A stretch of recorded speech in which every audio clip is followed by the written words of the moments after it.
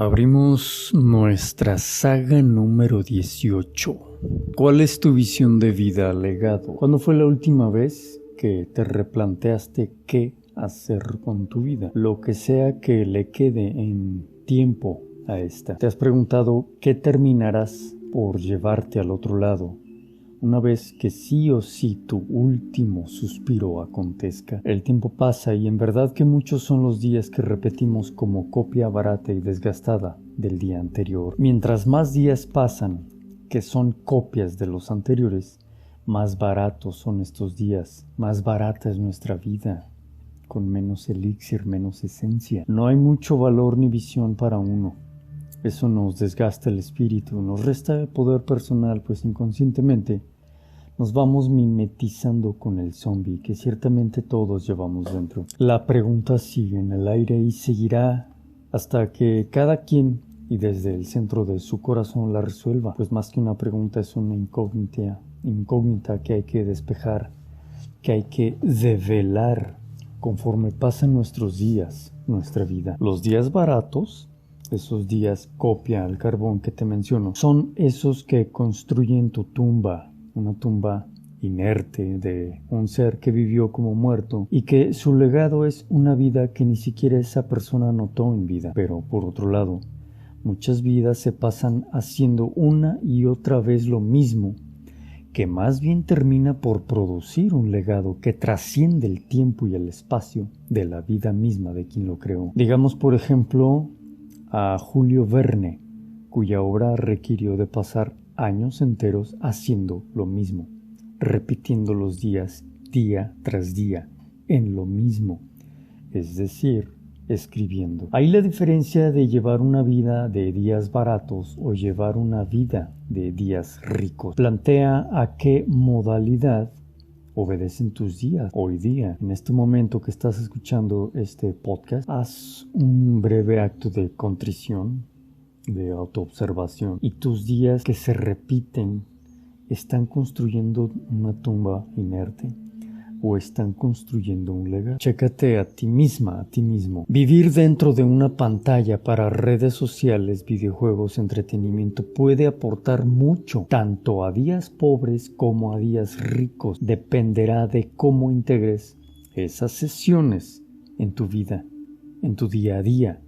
Haz una breve reflexión de qué haces con tus días, cómo los usas. Si los repites solo por repetirlos sin construir legado, porque no tienes una visión, porque actuamos desde el zombie que todos llevamos dentro, o si los repites precisamente por construir legado, gracias a que tienes una visión, y una visión requiere de cierta claridad. Desde que somos seres evolutivos, esta visión, legado que podemos tener en nuestra vida, siempre tendrá el ingrediente shifting, que cambia, muta, se nos esconde una vez que pretendemos creer que ya la tenemos, o que incluso que tenemos la claridad al 100% de esta visión. La realidad es que cada que entramos en crisis es porque no nos hemos dado cuenta de que nos habíamos casado o mimetizado con una visión de vida que,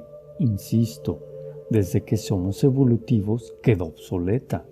De manera que ese adaptarnos a una nueva visión, legado de vida, es lo que nos produce esa crisis. El dolor como tal proviene de la resistencia al cambio. Por eso cada que reconozcas que algo te duela, no te cases con el dolor, sino más bien hazte consciente de tu sistema de activación reticular, ese sistema que hace que pongas atención a lo que tú decidas y que gracias a esta atención es a lo que das vida y se te manifiesta. Ser consciente de tu sistema de activación reticular y usarlo con la dirección a ser productivo, productiva, con respecto a lo que reconoces que debe ser sanado, gracias a ese reconocer lo que te duele. Acuérdate que casarse con el dolor es lo que genera el sufrimiento. El dolor es apenas una alarma, no un sufrimiento como tal. El sufrimiento, no llega mientras esté el dolor.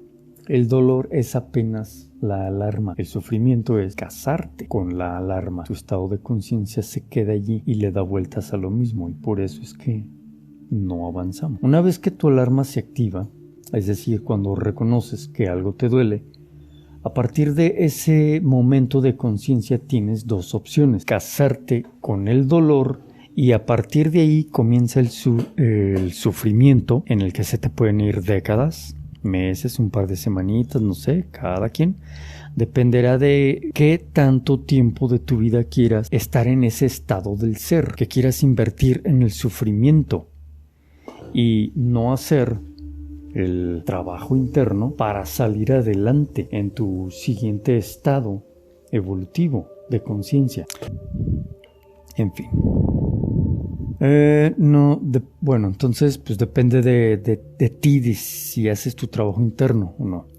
Tu otra opción es moverte, y a partir de ahí comienza lo que conocemos como crisis. Ahora déjame hacer un paréntesis muy bueno. Por crisis vamos a reconocer, para empezar, su origen. Viene del griego catharsis, que significa purificación, limpieza o purga, es decir, cambio o transformación. La crisis en este contexto no es dolor, es la decisión de cambio, contrario a lo que la cultura nos dice. Pareciera que crisis es incluso sufrimiento, cuando en realidad es lo contrario. No casarse con el dolor para generar sufrimiento, es cambio y transformación. Cuando se habla de tiempos de cambio, los podemos leer desde las tres grandes escalas. La primera escala es la humana y planetaria. La segunda escala es la escala social y local. Y por último, la escala personal e individual, que es la escala que nos interesa aquí. O le padeces o le cambias, o te metes al sufrimiento o entras en estado de crisis, cambio y transformación. Curiosamente, o sufre, o ahora sí, y a la luz de este contexto, pues sí, es entrar en crisis. Buscas conscientemente, cada que detectas que algo te duela, entrar en crisis. Yo elijo conscientemente cambiar, porque mi otra opción es ponerme a sufrir, estar en estado de víctima, y no de guerrero o guerrera de luz que saca la casta y sale al otro lado. O sea, activa. Aquí, crisis. Aquí sí buscamos entrar en crisis intencionalmente, pues no deseamos casarnos con el dolor para generarnos sufrimiento, sino realizar el trabajo interno que nos produzca ese cambio y transformación. Aquí la palabra clave está en la frase realizar el trabajo interno. Comprenderás ahora la importancia de abrir las puertas del corazón y de la mente de par en par a las crisis que sean. Siempre serán una bendición, que llegan precisamente a salvarte de tus propias jaulas y estados del ser que muy probablemente no te habías puesto a reflexionar que ya te estaban limitando la experiencia de vida. No te distraigas con que si el mundo está cambiando y lo lee el mundo mismo desde el dolor, cuando tienes la bella oportunidad de leerlo desde lo individual y hacer tu progreso personal. Es tu bendita elección. Mi sugerencia es que elijas con sabiduría. Al día de hoy, haz por reconocer y diferenciar qué te está produciendo dolor o qué te está haciendo sufrir. En la medida que vas decodificando y aclarando lo que tiene embargado tu corazón, que vas dilucidando ese diferenciar entre lo que te marca dolor como bandera alarma para que te muevas, o casamiento con el sufrimiento para que lo dejes, vas mejorando tu posición ante la vida. Vas aclarando eso, y eso te da una mejor óptica con respecto a tu visión, legado de vida. Al inicio, cuando estamos más en el sufrimiento, no será claro nuestro camino, pues el sufrimiento mismo nos abruma, nos produce cierta neblina que no nos permite ver, y al no darnos cuenta que el sufrimiento produce la neblina mental, pues es mucho más difícil tener esa sensación de propósito de vida. No será posible que accedas a ver con claridad una visión en tu vida mientras no te des cuenta que estás en matrimonio peleado con el sufrimiento. Por eso la importancia de que te detengas a reflexionar, meditar, qué te está marcando dolor y qué ya te está haciendo sufrir, pero que aún no te has dado cuenta. Comparte este episodio, comparte este podcast a todas esas bellas personas que tu corazón ya te hace conecte con, que le vendría bien saber de estos temas. Ayúdame a que crezcamos como sociedad, además de que tú y yo crezcamos como individuos. Regreso, los seres humanos, al ser evolutivos, somos muy complejos, y créeme que en primeras etapas toca ser tan ignorantes por proceso natural y no por decirlo en el sentido peyorativo. Es que no nos damos cuenta de lo que nos está fungiendo como alarma, es decir, dolor, ni tampoco lo que ya estamos sufriendo. En verdad te digo, puedes estar sufriendo y por ignorancia no darte cuenta de eso, y esa ecuación hace que se te puedan ir hasta décadas. Solo observa, por poner un ejemplo muy polarizado, a los indigentes. ¿Cuánto les cuesta deambular por las calles sin hacer más que pedir para comer, y que llevan esa vida en el estado de ese zombie que todos llevamos dentro? La señora que se percibe que la vida sin propósito ni sentido, pero la posición tan cómoda social no le permite darse cuenta que está renunciando a su espíritu, está muriendo su espíritu por inanición. El hombre que no termina de madurar y que solo vive destruyendo su vida por estar con una mujer y con otra y otra, mientras se supone que está forjando una familia donde debe cuidarse. Vivir en cierto anonimato, créeme, el ser humano puede ser tan ignorante que no necesariamente se dé cuenta del sufrimiento en que ciertamente puede estar viviendo y pasando su vida tan efímera. Y de ahí que muchos, la gran mayoría, al final de sus días comienzan a arrepentirse. Esto ya es tarde. No te permitas llegar al final de tus días así. Piensa en tu vida a cambio de dejar un legado con una visión que sí requerirá un constante aclaramiento, pero valdrá por mucho la pena llegar al final de estos días con la sensación de haber legado que de haberte más bien arrepentido de no haber hecho. Detente a detectar qué te está doliendo hoy día y qué te está haciendo sufrir el día de hoy en tu favor, no por ti, para ti. Usa el ejercicio, digo sí, por ti y para ti. Usa el ejercicio de tu estado de presencia, tu brújula interna, el simple meditar al respecto, pero no seas una persona pasiva. Eso, la pasividad, cuesta mucho. Que la vida se nos vaya cuesta mucho más de lo que creemos estar ganando al día por ser pasivo, por no detenernos, autoobservarnos y hacer el trabajo interno. Esa sensación de ganarle al día por no ponernos las pilas se vuelve más dolorosa y menos satisfactoria conforme pasan los días. Entonces, este aclarar es simultáneo con que tu visión legado de vida se comienza a develar. El develar tiene que ver con algo que ya existe, no con algo que se está construyendo. Develar es quitar los velos, ese ruido interno, esa neblina que no te permite ver.